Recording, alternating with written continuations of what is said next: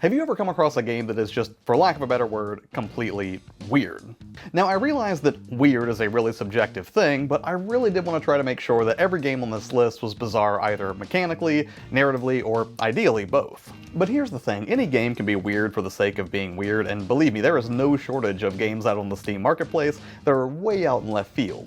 But I did want to make sure that any game that I would mention in this video wouldn't just be weird, but rather would also provide an overall fun experience, because I don't know about you, but for me, just being weird isn't enough to really get the job done.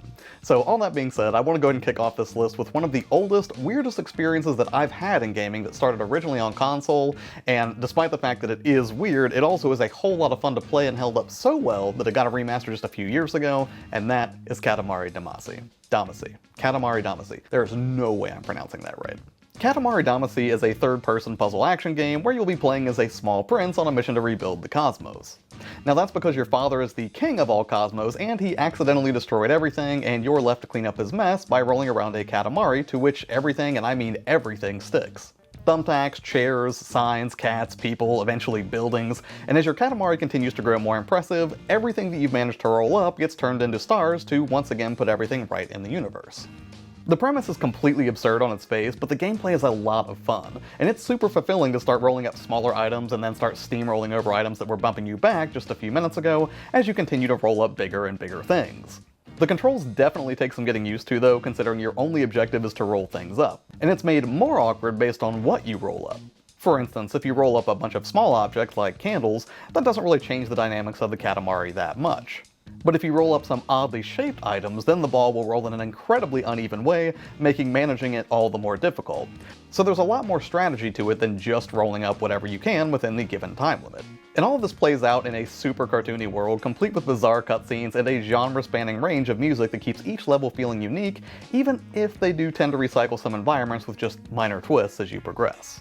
And while that progress might be a little rough depending on how quickly you can come to terms with the dual analog stick movement, performance is rock solid, keeping a steady 60 frames in my experience, and the visuals are a really nice upgrade if you've only ever played the original in standard definition on the PlayStation 2. Now flipping out, or I guess more appropriately rolling out, of the world of Katamari Damacy, this next game is also quirky and definitely over the top, although admittedly not every game in this series was that well regarded, but I've always had a fondness for it because it gave us Travis Touchdown, who is relatable in some ways, and horrifyingly relatable in other ways. But if you're not familiar, of course the game that I'm talking about is No More Heroes.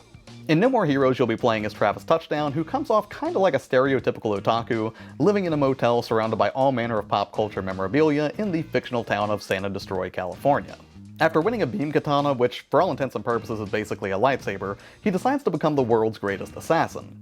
And I love that the decision to do this was largely because he runs out of money to buy video games. Everything on offer here is just schlocky good fun, from the premise to the presentation, and while the mechanics of slicing through waves of enemies and trying to secure your top spot in the assassin rankings isn't especially deep, it is pretty consistently fun. Of course, in between those action bits, you'll take on odd jobs and side quests like gathering up coconuts or mowing lawns, which isn't nearly as fun, but that's also part of the charm in that No More Heroes is as much an exercise in self-referential humor as it is, a game. More than anything, I'd say the raw style on display is the draw here. You can tell Suda51 was having a lot of fun putting together Travis's adventure, and it's chock full of pop culture nods from retro games to classic films. The characters are definitely interesting, but the writing and voice acting is sort of all over the place, so if you don't have a fondness for that kind of over-the-top fare, you might find No More Heroes a little too weird for its own good. But if you just want to soak in some stylish, albeit mindless violence with lots of chuckle-worthy moments and a few legitimately laugh-out-loud moments, No More Heroes can definitely deliver.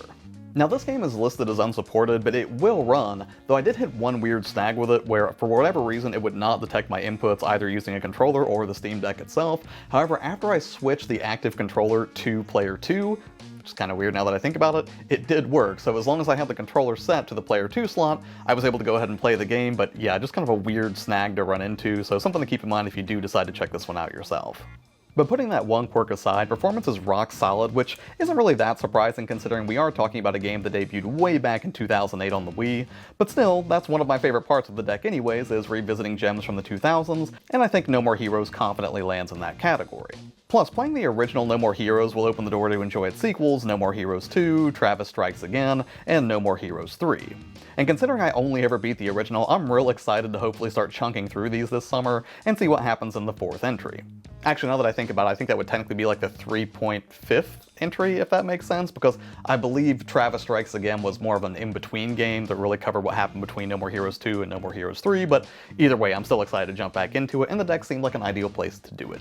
And while we're on the subject of memorable, although far less chatty protagonists that have an insatiable bloodlust, this next game is Hotline Miami. And first up, right out of the gate, I would like to say, for the record, I've never been a big fan of the turn of phrase that something is a mood, but to be fair, Hotline Miami is definitely a mood.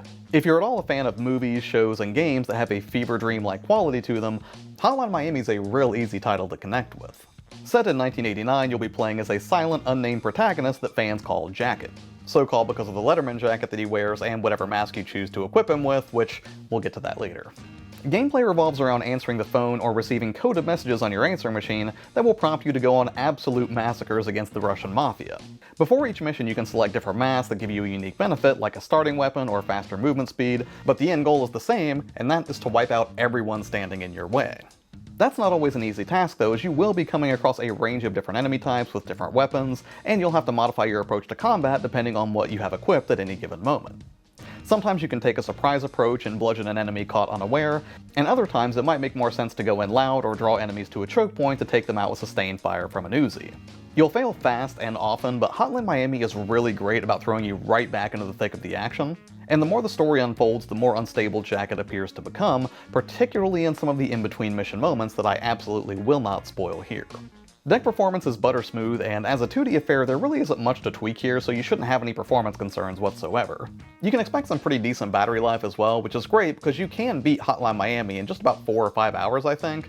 Personally, I am very close to the end, but have not yet wrapped it up, and I'm actually finishing this on Switch right now. But I can assure you it plays absolutely great on the deck. If you're looking for something that is twisted, weird, and hyper-violent in a very stylized 80s synthwave sort of way, Hotline Miami is definitely worth a look.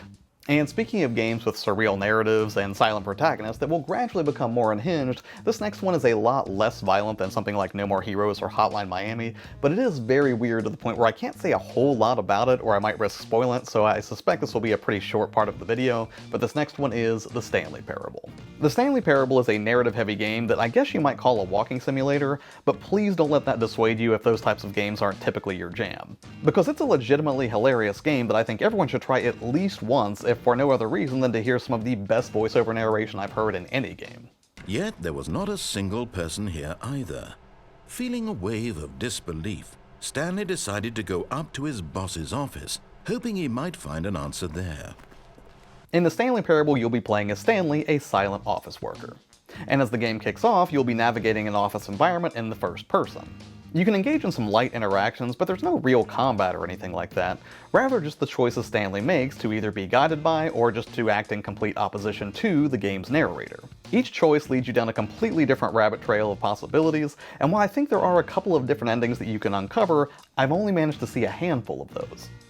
So a real quick correction, because I didn't want to re-record this entire scene. Is it a scene? I don't know if you would call it a scene, but anyways, I said there were a couple of different endings in the Stanley Parable. There were not a couple of different endings. There were like a couple of dozen different endings, is my understanding. I totally misspoke, and I was like, I can't believe I left that out, but I was like, you know what? It's supposed to be a video about weird stuff anyways. I'm just going to go ahead and record a quick clip of me editing it, because that would be completely in line with the theme of the video. So, yes. Stanley Parable has many, many different endings, but again, I've only seen a couple of them, so, alright. Back to the show. So periodically I like to jump back into this one just to see what I missed before, and ultimately see how Stanley's adventure might play out. By nature of it being such a weird experience, I can't really dive too deeply into any one path, nor would I really want to, considering so much of this game's joy comes from that sense of discovery.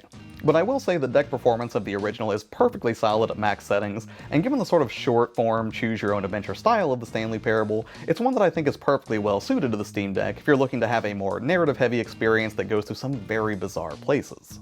And finally, this last game is kind of an odd duck, not because its premise is especially out there, although I guess kind of if you're familiar with its earlier entries, but really it's how you go about the arcadey action that's on offer here. Like a lot of other games you've probably played, you'll be blasting away at hordes of the undead, although you will be doing it with a keyboard because the final entry on this list is the typing of the dead. So here's the thing, I grew up on Mavis Beacon Teaches Typing, and a few years after that, the lesser-known Mario Teaches Typing from like 1992, I think, and then later on in high school I took a computer course where I didn't really learn much about computer computers I didn't already know, but it did teach me how to type properly. And I feel like all of those experiences really came together for this exact moment where I could just type out random words while zombies and monsters close in all around me, so I could then blast them into oblivion in a raunchy, over-the-top homage to Grindhouse cinema. Now, if you've played a House of the Dead game before, you will know exactly what to expect here. Enemies close in, you take them down with a fairly meager variety of firearms, and then take on an end-stage boss battle. The voice acting is going to be pretty bad, the graphics are kinda subpar, and unless you're a completionist, or in this case I guess just a really bad typist, you can burn through Typing of the Dead in just a few hours. But you know what? None of that really matters because Typing of the Dead Overkill is super fun.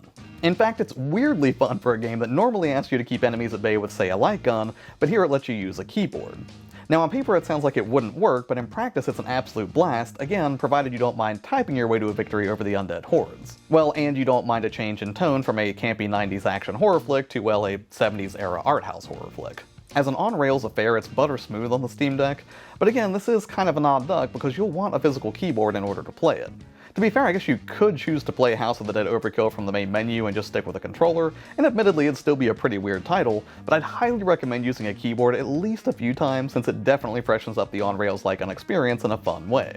Just know that while it definitely still provides the same over-the-top action you would expect from the House of the Dead games, it is definitely way more mature in tone and definitely a game that is more squarely aimed at adults, and it super earns its mature rating.